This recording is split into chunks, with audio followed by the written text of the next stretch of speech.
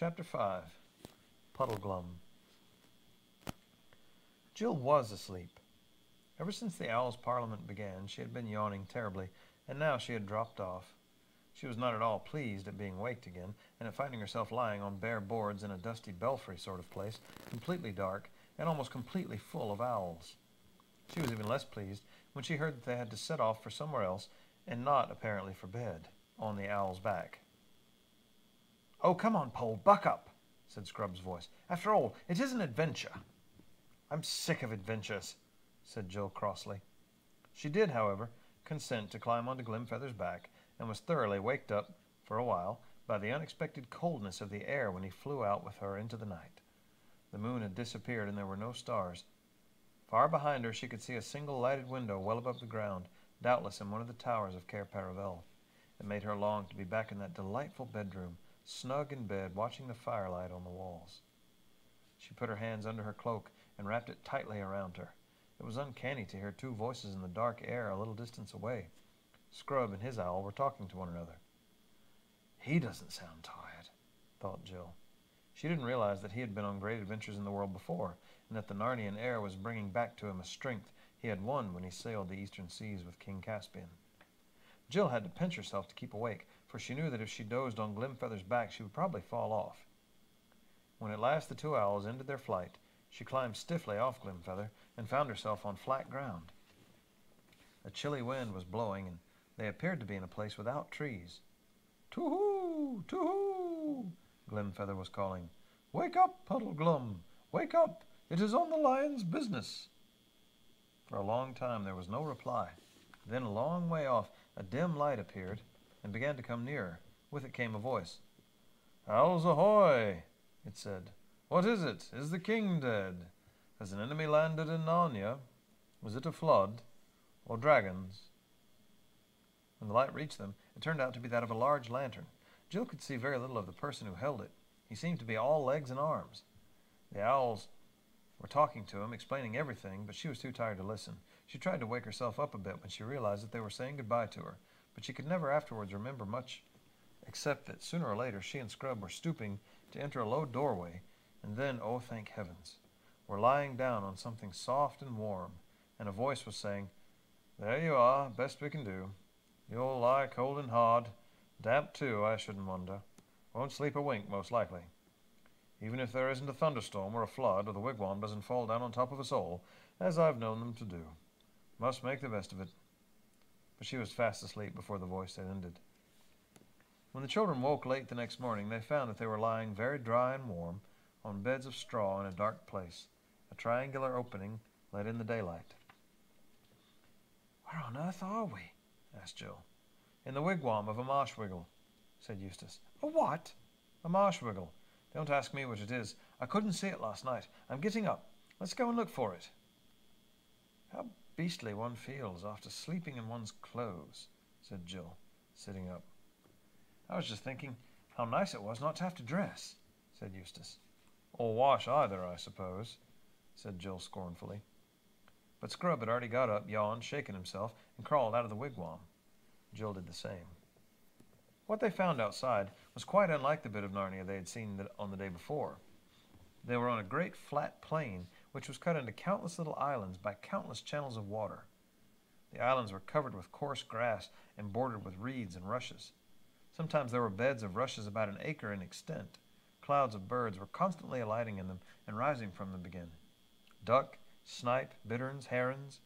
Many wigwams like that in which they had passed the night could be seen dotted about, but all at a good distance from one another, for marsh-wiggles are a people who like privacy.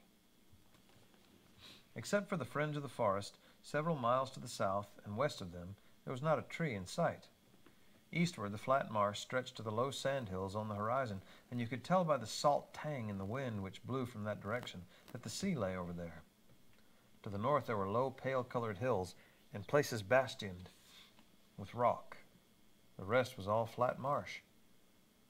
It would have been a depressing place on a wet evening.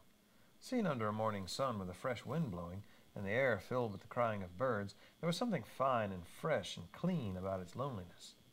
The children felt their spirits rise. "Where's the thing-gummy got to, I wonder?" said Jill. "The marsh-wiggle," said Scrub. as if he were rather proud of knowing the word. "I expect... Hello, that must be him." And then they both saw him, sitting with his back to them, fishing, about 50 yards away. He had been hard to see at first because he was nearly the same color as the marsh, and because he sat so still. "I suppose we'd better go and speak to him," said Jill. Scrub nodded. They both felt a little nervous.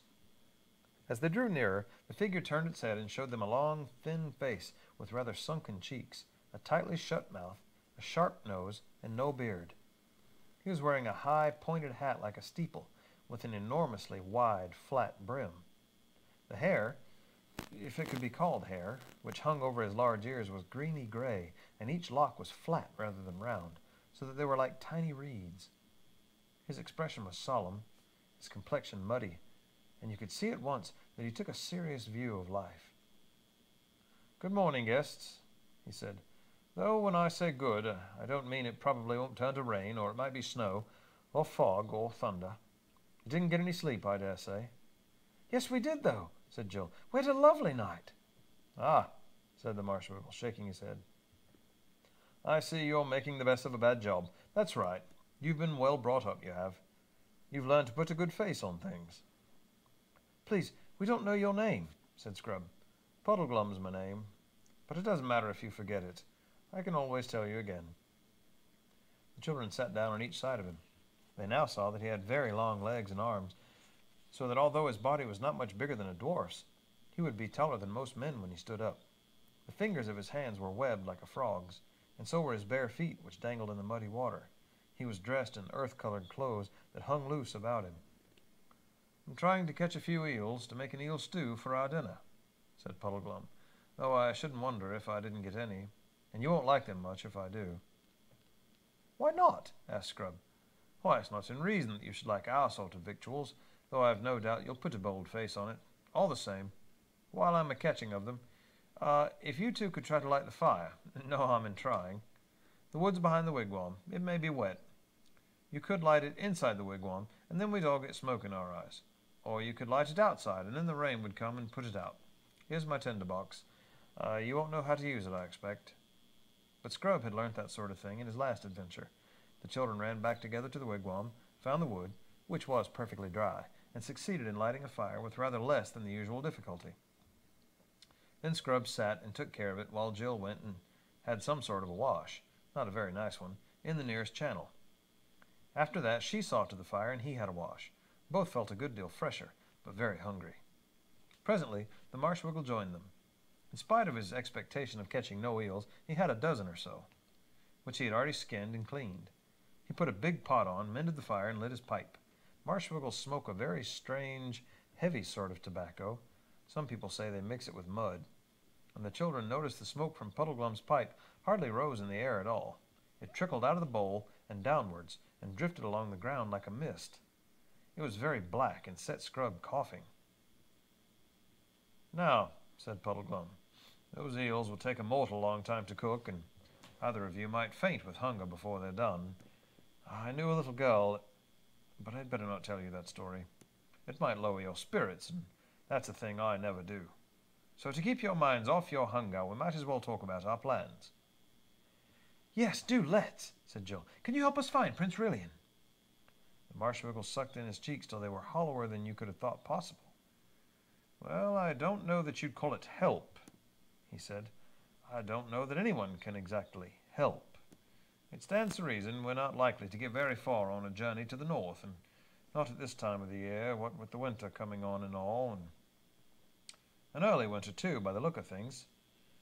But you mustn't let that make you downhearted. Very likely, what with enemies and mountains and rivers to cross, and losing our way, and next to nothing to eat, and sore feet, we'll hardly notice the weather. And if we don't get far enough to do any good, we may get far enough not to get back in a hurry."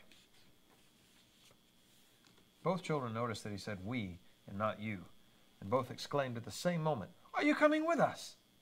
"Oh, yes, I'm coming, of course. Might as well, you see. I don't suppose we shall ever see the king back in Narnia, now that he's once set off for foreign parts, and he had a nasty cough when he left. Then there's Trumpkin. He's failing fast, and you'll find there have been a bad harvest after this terrible summer, and I shouldn't wonder if some enemy attacked us. Mark my words." "And how shall we start?" said Scrub. "Well," said the Marshmallow very slowly, "all the others, whoever went looking for Prince Rilian, started from that same fountain where the Lord Drinian saw the lady. They went north mostly, and as none of them ever came back, we can't exactly say how they got on." "We've got to start by finding a ruined city of giants," said Jill. "Aslan said so." "Got to start by finding it, have we?" answered Puddleglum. "Not allowed to start by looking for it, I suppose." "Oh, that's what I meant, of course," said Jill. And then, when we found it—" "Yes, when?" said Puddleglum very dryly. "Doesn't anyone know where it is?" asked Scrub.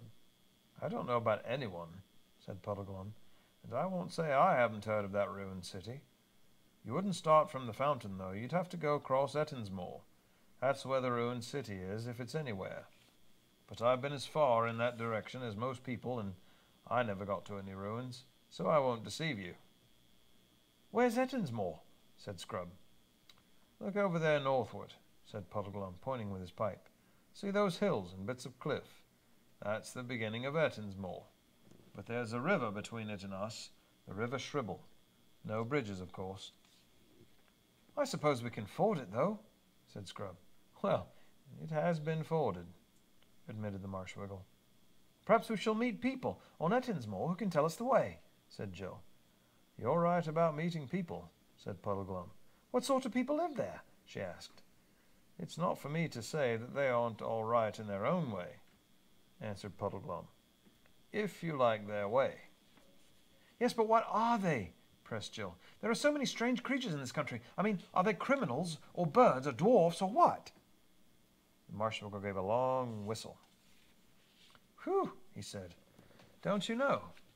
I thought the owls had told you. They're giants." Jill winced.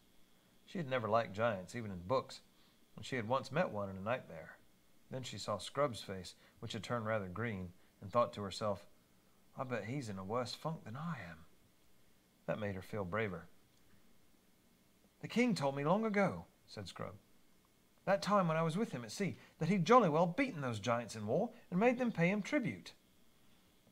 "That's true enough," said Puddleglum. "They're at peace with us all right, as long as we stay on our own side of the Shribble. They won't do us any harm. Over on their side, on the moor, still there's always a chance. If we don't get near any of them, and if none of them forget themselves, and if we're not seen, it's just possible we might get a long way." "Look here," said Scrub, suddenly losing his temper, as people so easily do when they've been frightened. "I don't believe the whole thing can be half as bad as you're making out. Any more than the beds in the wigwam were hard or the wood was wet. I don't think Aslan would ever have sent us here if there was so little chance as all that." He quite expected the Marshwiggle to give him an angry reply, but he only said, "That's the spirit, Scrub. That's the way to talk. Puts a good face on it. But we all need to be very careful about our tempers, seeing all the hard times we shall have to go through together. Won't do to quarrel, you know. At any rate, don't begin it too soon. I know these expeditions usually end that way, knifing one another, I shouldn't wonder, before it's all done. But the longer we can keep off it—" "Well, if you feel it so hopeless," interrupted Scrub, "I think you'd better stay behind. Pole and I can go on alone, can't we, Pole?" "Shut up and don't be an arse, Scrub," said Jill hastily, terrified lest the Marshwiggle should take him at his word.